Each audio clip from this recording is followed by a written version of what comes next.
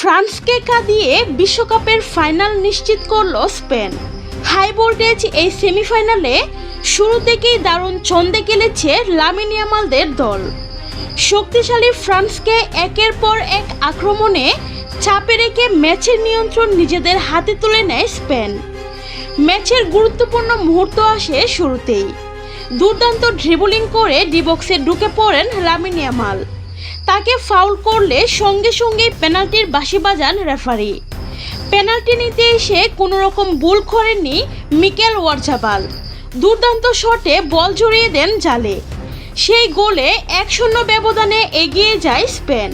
গোল হজম করার পর এমবাপ্পের ফ্রান্স ম্যাচে ফেরার চেষ্টা করে একের পর এক আক্রমণ চালালেও স্পেনের সংগঠিত রক্ষণভাগ ভাঙতে পারেনি তারা, বরং পাল্টা আক্রমণে আরও ভয়ঙ্কর হয়ে ওঠে স্পেন। অবশেষে ম্যাচের 57 মিনিটে আসে দ্বিতীয় গোল। দারুণ এক আক্রমণ থেকে আবারও জালে বল পাঠিয়ে ব্যবধান 2-1 করে দেয় স্পেন।